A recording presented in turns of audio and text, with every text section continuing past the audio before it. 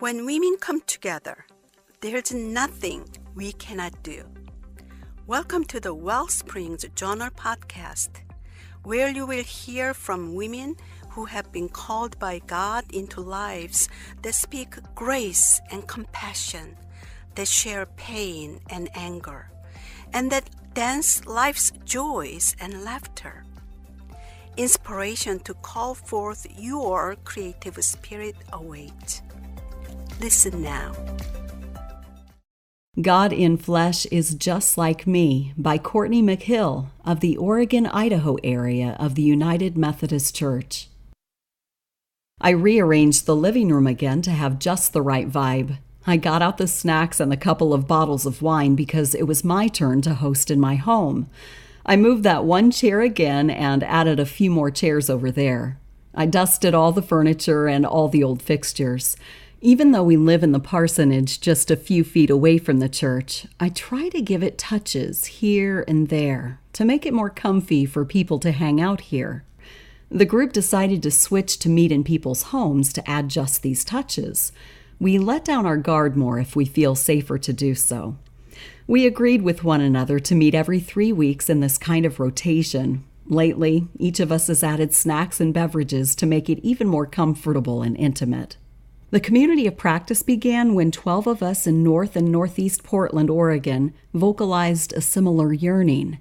We, as younger clergy and mainline denominations in Portland, were seeking others with similar values, practices, and passions to create more of a foundation for one another and more of a voice in Portland. We have been figuring out a different way to be in ministry with one another in this way, a community of practice, for the past year. Gathering in homes has been the next step in answering this yearning. We are ELCA, UMC, Disciples of Christ, Presbyterians, UCC, and Episcopalian so far, half male and half female, all eager to navigate a different version of church. Now, this particular day in my home, somehow the subject of gender and ministry came up. My male colleagues were incredulous that we as youngish female clergy were treated any differently. My female colleagues and I looked at them with skepticism. "You don't believe we are treated any differently?" exclaimed one female colleague. The other United Methodist clergyperson and I exchanged knowing glances. I have been in appointed ministry for 10 years. I went directly from college to seminary and into an appointment. My first appointment was as an associate pastor in a larger Oregon church in a college town. My senior pastor had been doing this for 40 years. In fact, the year I was ordained, we celebrated his 40th year in ordination. It was a gift to work for him. But that was when I discovered just how different it is to be a young woman in this work. The touches are different. The critique is different. The compliments are different, the intimacy in conversations is different, and the expectations are different. After 4 years, I moved into an appointment that was a cooperative ministry between a UMC and an ELCA church. I had an ELCA co-pastor. My colleague was 30 years older, very wise, but not in the ways of administration as much.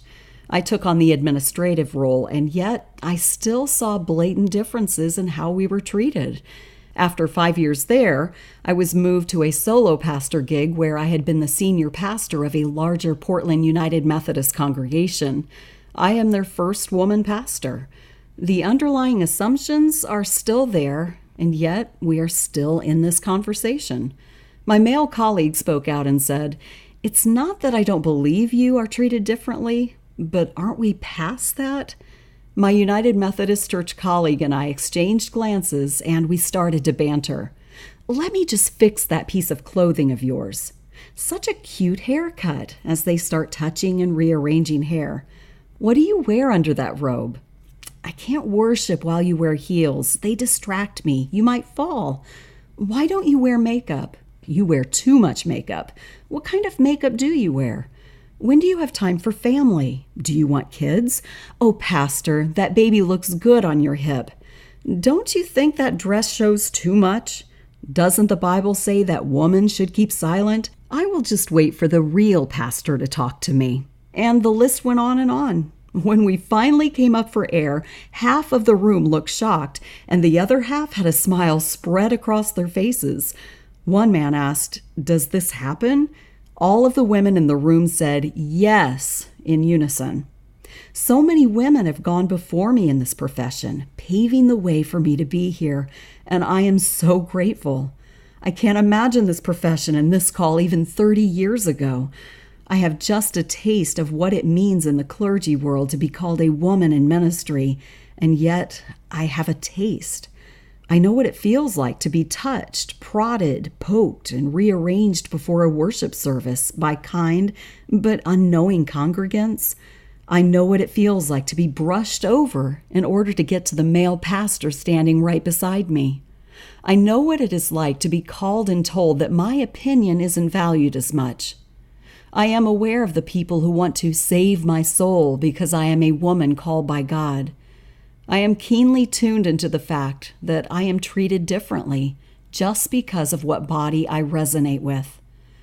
In April of 2016, I applied and was chosen to travel to Cuba with other amazing clergywomen through the United Methodist Church. Our group was headed to Cuba as clergywomen in order to learn about women in ministry in Cuba. It was an incredible trip.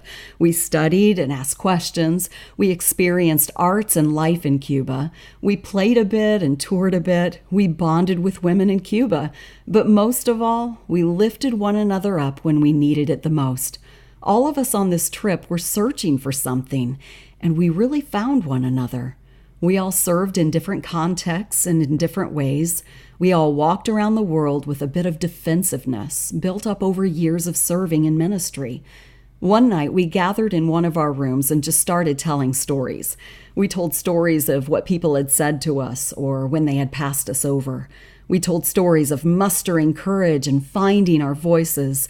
We told stories of when we needed one another the most. We created bonds that have continued. We prayed together and continue to cheer the others on. And this is why I invest so much of my theology in that simple line that John gives us, "And the Word became flesh and lived among us." This is the only way that I know that God knows me. God has been embodied before. God knows a body so intimately that God knows what it means to feel and hear these things. God knows what it means to feel the sun on God's flesh and feel shame because of this body. Surely God knows what it means to be confident in the body and proud of what God has given us. God has to know what it means to hold someone else or whisper in another's ear. God has to know how lovely it is to smell a newborn baby's head or to hold an old woman's hand as she gives her last breath. God must know what it feels like to preach the Word and watch the Word transform before our eyes. And I am sure that God has felt hurt feet and a hurt heart. God's heart has definitely been broken. At the same time, God knows what it means to feel that bit of urgency when new hope presents itself. God has felt a heart that has a quickened pulse. God has been in love. God has wept. God has leapt when all of the things align just right and when the air gets crisp and fall. God has felt and played in the dirt, and God has been washed clean after a long day. God has to know these things because God became flesh at one point. This is the only way I know how to serve this God and to continue to serve this God in the midst of people looking down on my body or saying it isn't enough. When God becomes an incarnate being, that is when I can acknowledge my God. When I get discouraged that as a young woman clergy person, I have to work a bit harder to be heard, this is what gets me back into my called space. God has been here before and knows what it means to be in flesh and to be judged by that flesh. When I get written off because I am younger, inexperienced, or insecure, and I am sure that I haven't claimed any of that, and I know it to not be true because I have done this for 10 years and many times before, I know that God was passed over because God was too young and new. God was flesh and dwelt among us in the margins, to the unknown, and in vulnerable spaces. When I get told that I am just cute instead of qualified, I remember when God knew what it was to create the cutest and most qualified creatures. When the expectations are infused into a male body instead of mine. I remember that God created me in God's image, as good and whole in female flesh. Do people really say that stuff to you? Really? My male colleague asks again in my community of practice. Yes, all of the time. And now you know. What will you do about it?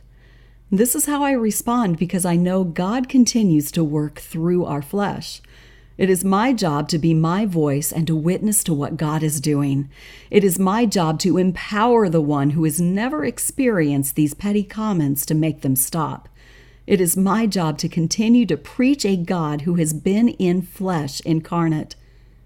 It is my job to stand next to other women all over the world, to hear their stories, and to continue to bond over commonalities in order to work together. It is my job to work with more security and experience than I did before. It is my job to encourage the women who come after me to continue in their call and to walk alongside them. It is my job to continue to vocalize my call in this world and make church safe for the little girl to have a different role model. It is my job to thank those who went before me, who did the same for me. Thank you for listening to the WellSprings Journal Podcast. Be sure to visit wellspringsjournal.org to find more resources for the journey.